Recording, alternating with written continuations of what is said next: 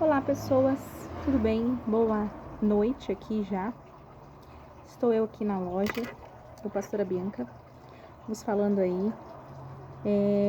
Estou um pouquinho atrasada em relação ao que eu estou mandando lá no grupo do WhatsApp. Você se está acompanhando a gente pelo WhatsApp, de repente pelos vídeos também, né? Você vai perceber que aí está com um pouquinho uma discrepância de tempo, né? A gente está uns 3 capítulos para trás.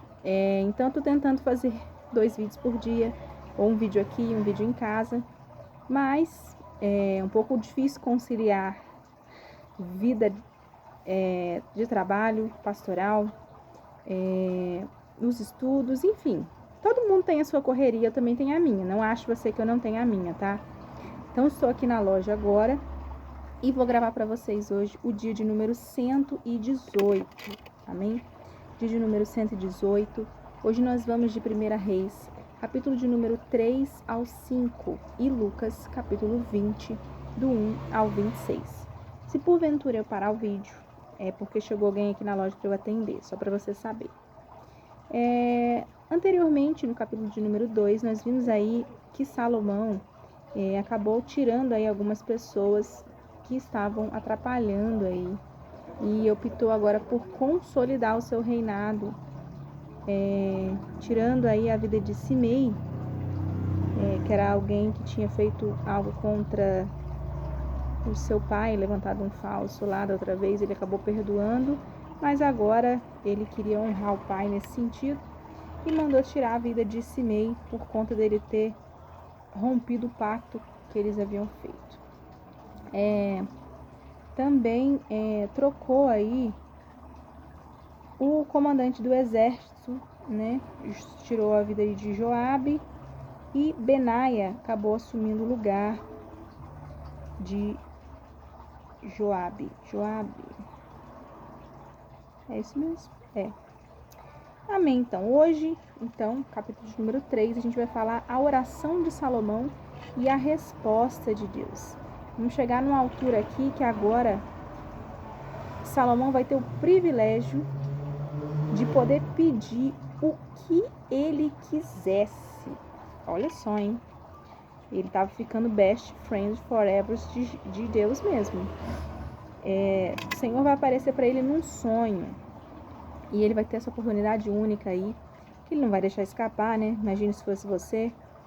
E aí, essa oferta aí divina, ele vai simplesmente, ao invés de pedir riqueza e poder, longevidade, ele vai optar por sabedoria. Eu acho que até quem não é cristão conhece essa história, o homem mais sábio da Bíblia, o cara que ajudou aí a escrever cantares, aos livros de provérbios de Salomão, provérbios de sabedoria de Salomão, enfim.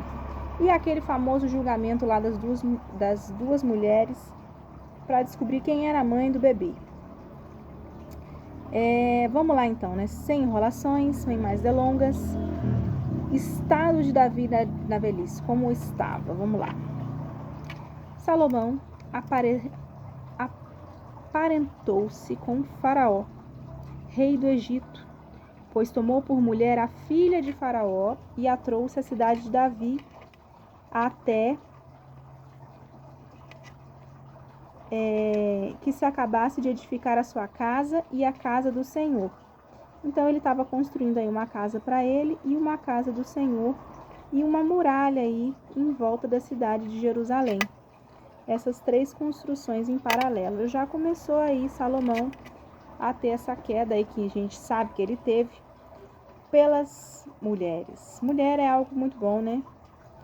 Dirão os homens, né? Mas uma esposa, ela faz de uma casa um lar. Sem uma esposa, dificilmente você vai ter um lar. Então, maridos, casem-se. Casem-se para fazer suas esposas felizes, tá? A palavra vai continuar dizendo assim, entretanto, o povo oferecia sacrifícios sobre os altos, porque até aqueles dias ainda não se tinha edificado casa em nome do Senhor. Continuava sendo feito nos montes os sacrifícios a Deus, né? E Salomão amava ao Senhor. andando nos preceitos de Davi, seu pai, porém ele sacrificava ainda nos altos, nos montes, ele sacrificava ali nos altos a queimar incenso. E até então, beleza, começou a queda aí pelas mulheres, mas ele continuava seguindo a Deus. Jesus não chegou não. Beleza. Foi o rei a Gibeão para lá sacrificar, porque era o alto maior. Recebeu 1000 holocaustos, Salomão naquele altar.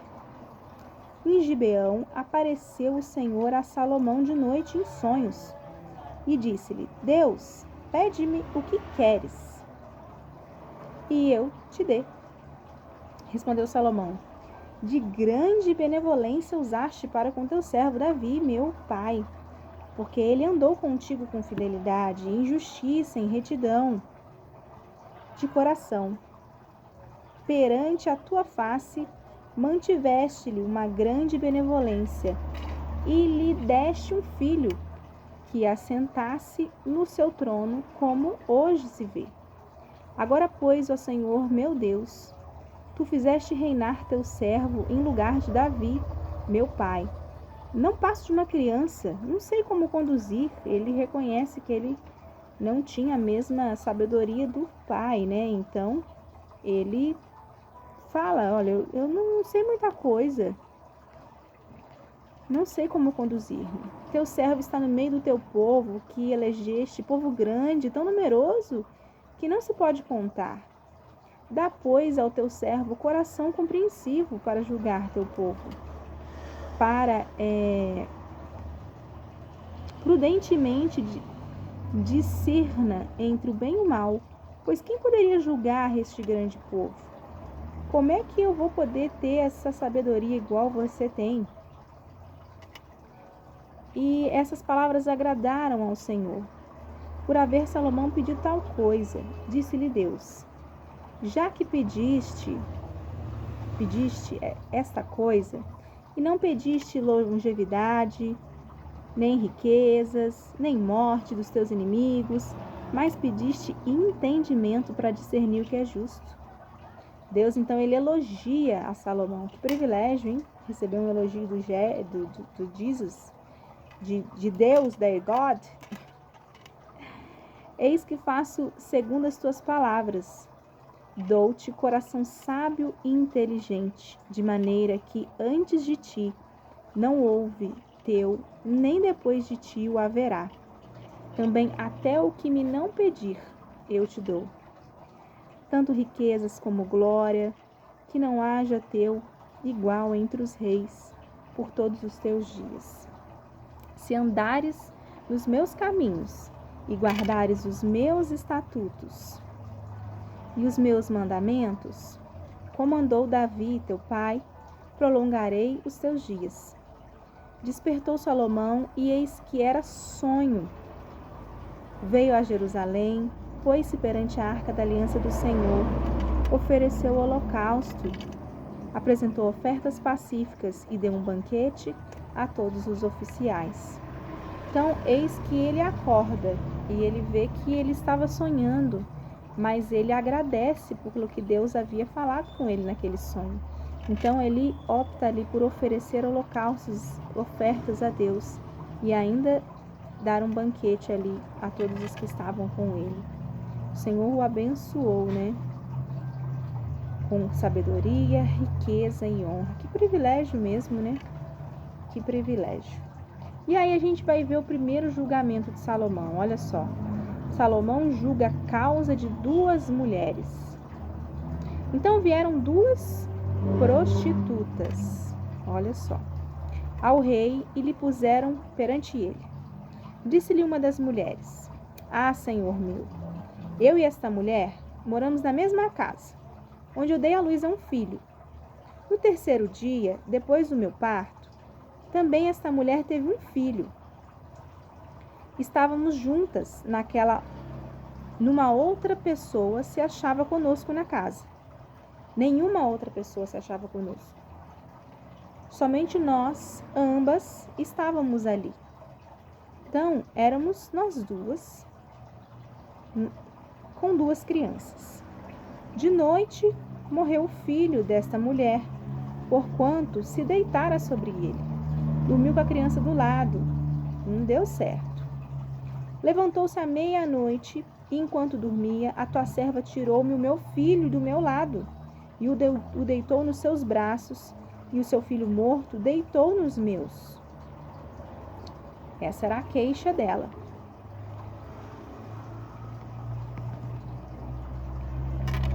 Levantando-me de madrugada para dar de mamar a meu filho, eis que estava morto. Mas reparando nele pela manhã, eis que não era o filho que eu dera à luz. Eu olhei o rostinho e eu falei, não é meu não. Esse menino não é meu não. Então disse a outra mulher, não, mas o filho é meu filho, o teu é o morto. Porém essa disse, não, o morto é o teu filho, o meu é o vivo. Assim falaram perante o rei. Então as duas brigavam. Uma criança estava morta e uma estava viva. E claro que elas queriam a criança viva, né? Já pensou?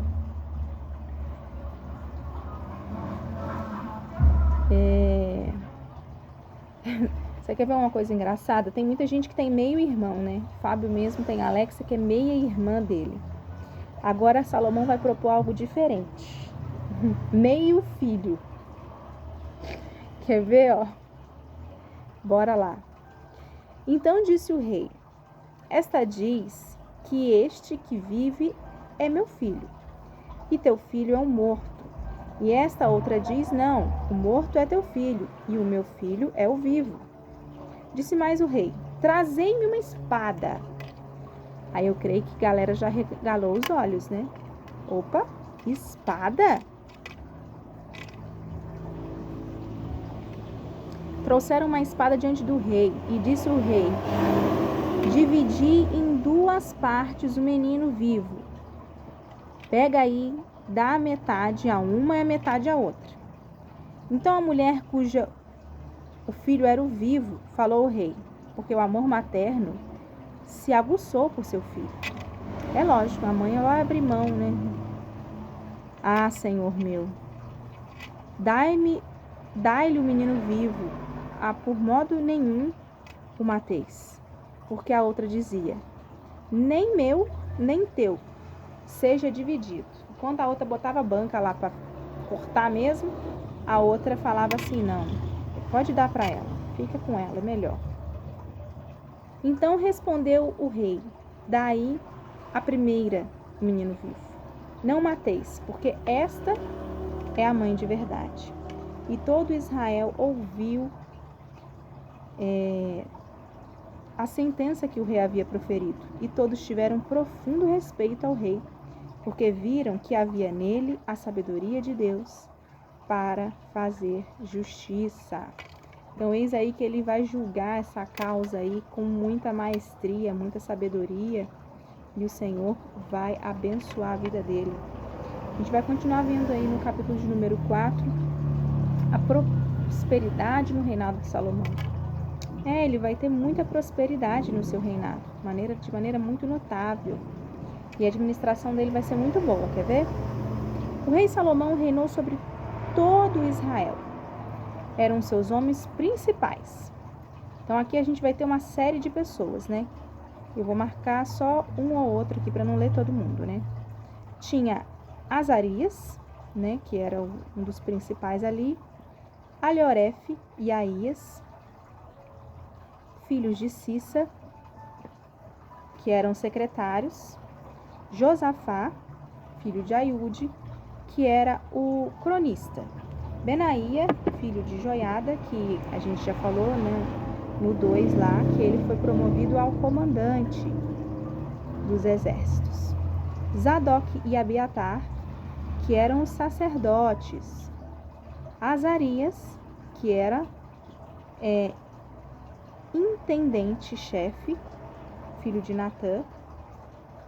Zabute, filho de Natã, ministro, amigo do rei, galera ali que estava servindo.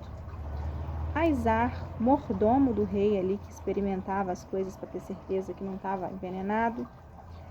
Adonirão, filho de Abda, superintendente dos que trabalhavam dos trabalhos forçados, e cuidava dos escravos, dos servos, Adonirão.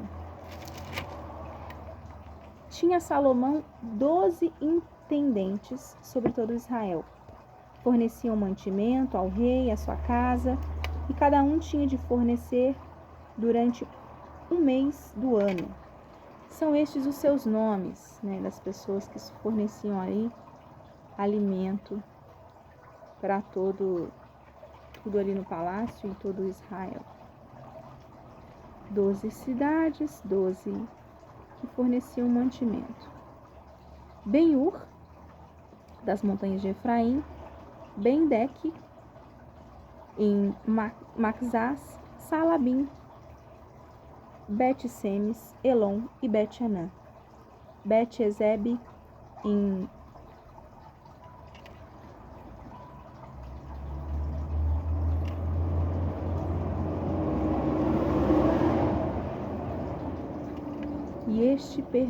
Bet-Ezebe em... Oi? Aqui que tá fazendo muita água lá em cima, viu? Ben-Ezed e Gilbote, e este pertencia também Socó e toda a terra de Efer. Ben-Amiradab, toda a cordilheira. Tafate, filha de Salomão, era sua mulher. Baaná, filho de Aiude.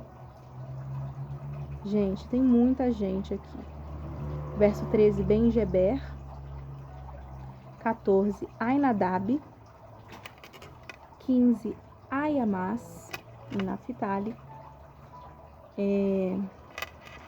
16, Baaná. 17, Josafá.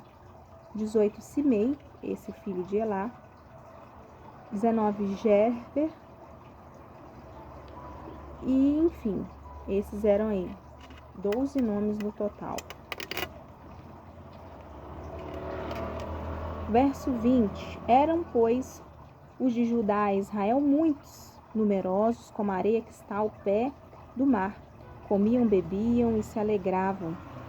Dominava Salomão sobre os reinos, desde Eufrates até a terra dos filisteus e até a fronteira do Egito, os quais pagavam tributo e serviam a Salomão todos os dias da sua vida. Era, pois, o provimento diário de Salomão 30 coros de flor de farinha e 60 coros de farinha, 10 bois cevados, 20 bois de pasto, 100 carneiros, afora os veados, as gazelas, os porcos, as aves cevadas, porque dominava sobre toda a região e sobre todos os reis aquém do Eufrates, desde Tifas até Gaza, e tinha paz por todo o derredor. Então as pessoas pagavam um tributo aí para poder viver nas proximidades ali das terras de Salomão. Ali ele vivia um reinado de segurança e de paz, desfrutava ali das suas próprias videiras e figueiras. Isso mostra aí a segurança, né, e a eficácia do governo de Salomão. Então, desde o Egito até a fronteira da Síria, todo esse território, né, pertencia aí a Salomão. Era sua propriedade. Muita fartura, muita abundância. 24, porque dominava sobre toda a região, sobre todos os reis, desde Jali. 25, Judá e Israel habitavam confinados, cada um debaixo de sua videira e debaixo de sua figueira, desde Dan até Berseba, e todos os dias de Salomão. Tinha também Salomão 40.000 cavalos em estrebarias para os seus carros e 12.000 cavaleiros. Fornecia, pois, os intendentes provisões para no seu mês ao rei Salomão e a todos quantos lhe chegavam à mesa. Coisa nenhuma deixava faltar. Então era a abundância de recursos naturais mesmo. Ele produzia muito, armazenava, realmente prosperidade, muita abundância de recursos. 28. Também levava a cevada e a palha para os cavalos e os ginetes para o lugar aonde estivesse o rei, segundo lhes fora prescrito. Deu também Deus a Salomão sabedoria, grandíssimo entendimento, larga inteligência, como a areia que está na praia do mar. Era a sabedoria de Salomão maior do que todos os do Oriente e de toda a sabedoria egípcia. Então era muito inteligente. Era o mais sábio de todos os homens. Mais sábio que Etã, o Ezraíta, e do que Emã, Col, Darda, os filhos de Maol, e correu a sua fama por todas as nações em redor. Compôs 3.000 provérbios, que a gente tem lá, os livros de provérbios. Foram seus cânticos, livros de cantares, 1.005. Discorreu sobre todas as plantas, desde o cedro até o Líbano, até o isopo, que brota do muro. Também falou dos animais, das aves, dos répteis. Era um mestre também, um doutor da biologia. Ele falava de tudo um pouco, de todos os assuntos. Plantas, animais, peixes, répteis. De todos os povos vinha gente a ouvir a sabedoria de Salomão. E também enviados de todos os reis da terra, que tinham ouvido da sua sabedoria. Todo mundo queria escutar, todo mundo queria saber um pouquinho mais desse rei aí, muitíssimo famoso, muitíssimo inteligente. 1 Reis, capítulo 5, a gente vai ver agora a dedicação à obra de Deus, né? E ao fundamental dentro do reinado de Salomão aí em Israel, a fase crucial do reinado dele, que ele vai empreender a tarefa monumental, que é o quê? Construir o templo de Jerusalém, que a gente chama de templo de Salomão agora, né? Porque marcou pelo período em que ele fez, mas o templo é de Jerusalém, né? Conhecido como o primeiro templo. Esse templo aí, o capítulo vai começar estabelecendo essa aliança do rei Irão de Tiro, que ele vai fornecer madeira, cedro e habilidade de construção aí para a edificação do templo. Vamos lá. Enviou também Irão, o rei de Tiro, os seus servos a Salomão, porque ouvira que ungiram a Salomão rei em lugar de seu pai, pois Irão sempre fora amigo de Davi. Então Salomão enviou mensageiros a Irão, dizendo: Bem sabes que Davi, meu pai, não pode edificar uma casa ao nome do Senhor, seu Deus, por causa das guerras com que envolveram os seus inimigos, até que o Senhor lhes pôs debaixo dos pés. Porém a mim o Senhor me deu. Não é isso. Porém a mim o Senhor, meu Deus, me tem dado descanso de todos os lados. Não há nem inimigo, nem adversidade alguma. Então, as mãos dele, a gente leu no outro texto, né? No outro capítulo, que as mãos de Davi estavam manchadas com sangue. Então, agora, Salomão podia construir porque ali havia paz no seu reinado. E aí ele continua dizendo: Pelo que intento edificar uma casa ao nome do Senhor, meu Deus, como falou o Senhor a Davi, meu pai, dizendo: Teu filho. Então ele fala que ele vai cumprir o que o Senhor falou com o pai dele, né? Teu filho, que porém em teu lugar, no teu trono, esse edificará uma casa. A ideia da casa, só para ficar claro, quem deu foi Davi, mas quem construiu foi Salomão, filho dele. Dá ordem, pois, que do Líbano me cortem cedros, os meus servos, estando com os teus servos, e eu te pagarei o salário deste segundo determinares. Porque bem sabes que entre o meu povo não há quem saiba cortar madeira como os sidônios. Então ele propõe uma aliança aqui com o rei Irão, para que ele fornecesse aí madeira. A palavra aqui fala que é madeira de cedro. Deve ser uma madeira boa, né? E que somente os sidônios tinham essa prática de cortar. Do mesmo jeito que os filisteus dominavam o ferro, os sidônios aqui dominavam o uso e o corte da madeira. E aí o rei Hirão vai fazer um acordo com Salomão. Olha só. Ouvindo Hirão as palavras de Salomão, muito se alegrou e disse: Bendito seja hoje o Senhor que deu a Davi um filho sábio sobre este grande povo. Enviou Hirão mensageiros. Vai descarregar. Morreu.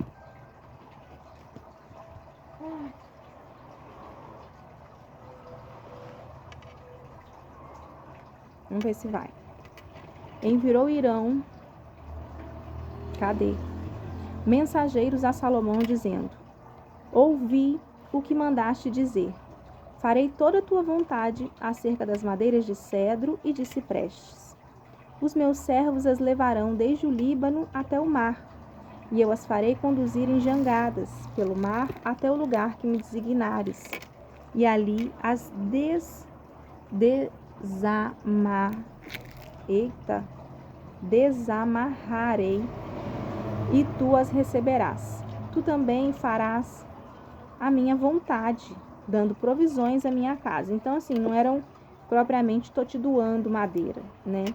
Visto que o povo de Israel estava prosperando muito, muitos recursos naturais, ele não ia perder essa oportunidade, né, de pedir alguma coisa. Então, ele falou: ó, vocês trazem provisão para minha casa, que eu vou cortar a madeira, eu vou fazer o transporte até o mar, eu vou colocar nas jangadas e depois a gente vai entregá-la para vocês.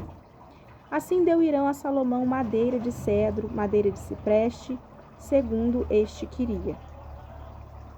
Cedros importados, que chique, né? Importados do Líbano. Olha só que legal, né? O Líbano, aqui a curiosidade da minha Bíblia, fala que ele era ideal para construções, instrumentos musicais, baú, móveis domésticos. Apesar de essa árvore estar quase extinta, ela continua desenhada na bandeira libanesa. Olha que legal. É um símbolo do Líbano, os cedros. Chique. Então Salomão deu a Hirão 20.000 coros de trigo para o sustento de sua casa, e 20.000 coros de azeite batido, e o fazia de ano em ano, porque foi muita madeira, né? Então o pagamento foi parcelado. Deu o Senhor sabedoria a Salomão, como lhe havia prometido. Havia paz entre Hirão e Salomão, e fizeram ambos entre si aliança. Formou o rei Salomão uma leva de trabalhadores, dentre todo Israel, que se compunha de 30.000 homens. Então, 30.000 homens ajudaram aí nessa construção do templo. E enviava ao Líbano, alternadamente, 10.000 por mês. Um mês estavam no Líbano e 2 meses cada um em sua casa. E Adonirão dirigia a leva. Adonirão era o rapaz que comandava aí os trabalhadores forçados, né? Os escravos, melhor dizendo. Ele que comandava aí cada um deles, 10.000 por mês, um mês no Líbano e 2 meses ali na casa dele. Então tinha também Salomão 70.000 que levavam as cargas, muita gente trabalhando, gente. 80.000 que trabalhavam a pedra nas montanhas, afora os chefes, os oficiais de Salomão, em número de 3.300, que dirigiam a obra e davam ordens ao povo que a executava. Mandou o rei que trouxesse pedras grandes, pedras preciosas e pedras lavradas para fundamentarem a casa, fazer o adornamento ali, fazer o acabamento do templo. Lavraram-nas os edificadores de Salomão e os de Hirão e os giblitas, e preparavam a madeira e as pedras para se edificar a casa. Até aqui, então, o livro de 1 Reis. Eis que estava sendo construído aí o princípio do templo de Jerusalém, né? Eis que ele estava ficando lindo, maravilhoso e muito bem feito. Lucas, capítulo 20, do 1 ao 26. Jesus vai nos dar agora segredos a respeito da autoridade. Jesus, ele vai questionar a autoridade dos líderes religiosos. Vai ter um confronto no templo. Vamos lá? Aconteceu que num daqueles dias, estando Jesus a ensinar o povo no templo e a evangelizar, sobrevieram os principais sacerdotes e os escribas juntamente com os anciãos e o arguiram nestes termos. Começaram a perguntar, né? Dize-nos com que autoridade fazes essas coisas? Está fazendo em nome de quem? Ou quem te deu essa autoridade? Respondeu-lhes: também eu vos farei uma pergunta e vocês vão me falar. Vocês querem perguntar? Eu também vou perguntar. O batismo de João era dos céus ou era dos homens? Então eles arrazoavam entre si, todo mundo puxando, né? Pensando, e aí agora? Se a gente disser que é do céu, ele dirá: por que não acreditastes nele? Mas se dissermos dos homens, o povo todo nos apedrejará, porque está convicto de João ser um profeta. Por fim, responderam: a gente não sabe, não temos ideia do que a gente está falando. Então Jesus lhes replicou: pois nem eu vos digo com que autoridade faço essas coisas. Vocês não querem dizer que vocês não sabem de nada? Eu também não sei, eu não vou falar para vocês. Eu não vou responder. A autoridade de João Batista. A minha é igual. A seguir passou Jesus a profetizar ao povo essa parábola. Parábola dos lavradores maus. Certo homem plantou uma vinha, arrendou-a a lavradores e ausentou-se do país por prazo considerável. No devido tempo, mandou um servo aos lavradores para que lhe dessem do fruto da vinha. Os lavradores, porém, depois de o espancarem, os despacharam vazio. Olha só.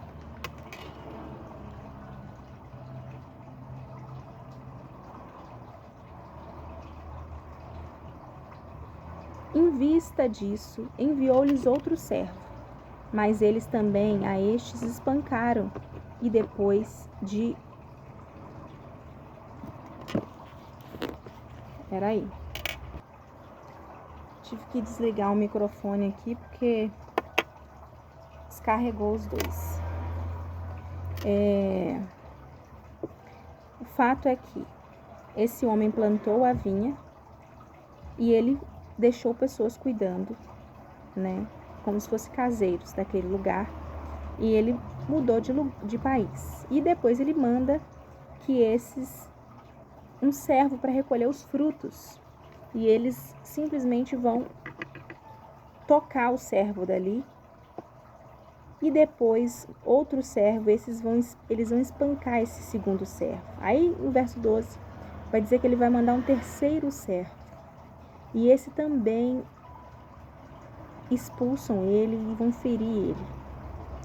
E o 13 vai dizer: então disse o dono da vinha: qual farei? Enviarei o meu filho amado. Talvez respeitem, né, o meu filho.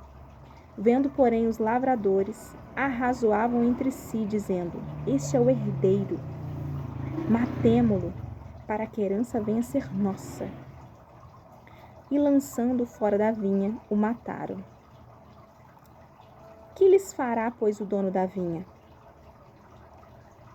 Virá exterminará aqueles lavradores e passará a vinha a outros? Ao ouvirem isto, disseram: tal não aconteça. Mas Jesus, fitando-os, disse: que quer dizer? Você está falando o que com isso? Que negócio é esse de vinha? De vem um e bate, vem outro e bate, vem outro e bate, manda o filho e eles matam o filho. O que você está querendo falar com isso, Jesus? A gente não está entendendo.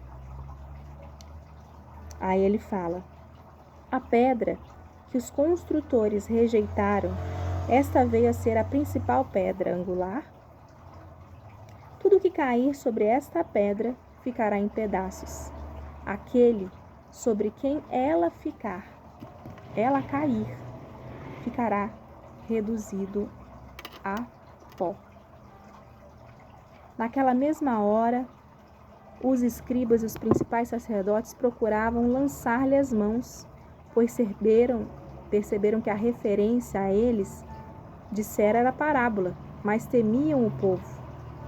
Observando, subornaram emissários que se fingiam de justos para verem se o apagavam em alguma palavra, a fim de entregá-lo à jurisdição e à autoridade do governo. Se ele falava alguma heresia ou alguma coisa que não condizia com a palavra, para eles poder julgar Jesus, né?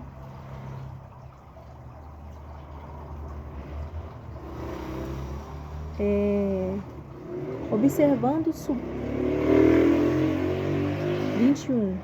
Então o consultaram, dizendo: Mestre, sabemos que falas e ensinas retamente, e não te deixes levar de respeitos humanos, porém ensinas o caminho de Deus segundo a verdade. É lícito então a gente pagar tributo a César? Mas Jesus, percebendo-lhes o ardil, que fazia parte aí da galera que queria pegar Jesus na curva, respondeu: Mostrai-me um denário, mostra a moeda para mim. De quem é a efígie e a inscrição? Prontamente disseram: de César. Então lhe recomendou Jesus: Dai, pois, a César o que é de César e a Deus o que é de Deus. E não puseram apanhá-lo em palavra alguma diante do povo, e admirados da sua resposta, calaram-se. A moeda tem duas partes, né? Ela tem um lado que tem o valor que ela representa, e ela tem um lado que ela tem o desenho, né? Essa do Brasil, aqui eu tô com 50 centavos, mas tá brilhando muito, não tá dando pra ver.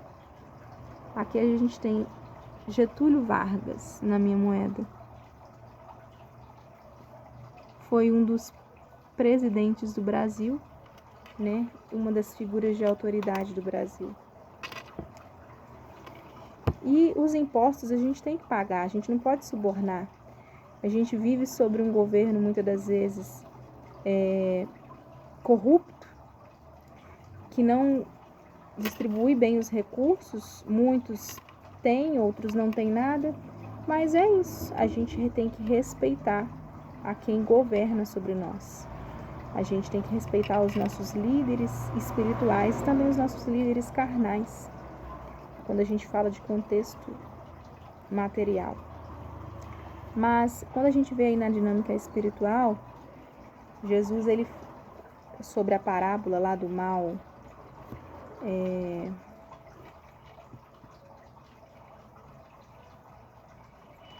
oh meu Deus, eu esqueci. Os maus lavradores, ela se reflete a Jesus, né? Claramente, Jesus, a missão dele como Filho de Deus enviado para trazer salvação e cura. Mas essa mensagem, ela foi rejeitada. E a vida dele teve que ser sacrificada. Foi sacrificada, né? Seria sacrificada. Foi sacrificada no finalmente. Mas até que então ele não tinha morrido.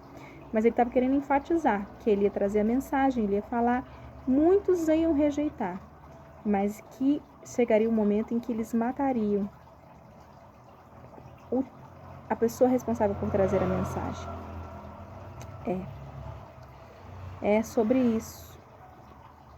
Somos nós, os infiéis lavradores, prontos para entregar os frutos da justiça e da fé, ou estamos nos comportando como aqueles que rejeitam e maltratam os mensageiros de Deus? Quem é você? Que lavrador é você? Que a gente possa, através dessa palavra aí, renovar o nosso compromisso com o reino de Deus, com a verdadeira frutificação espiritual. Você tem que entregar os frutos para o Pai. O Filho vem buscar também os frutos. O Espírito Santo está te guiando. E aí? Você está com as mãos vazias?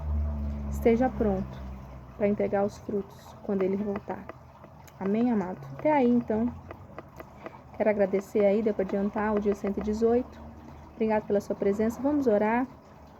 Deus, nós queremos agradecer mais uma vez pela sua palavra, Deus, e pedir que o Senhor nos ajude, Pai, a levar a sua palavra aos quatro cantos. Não ter vergonha do seu evangelho, porque o Senhor fala que se nós tivermos vergonha de ti, o Senhor também dirá: aparta-te de mim, eu não te conheço.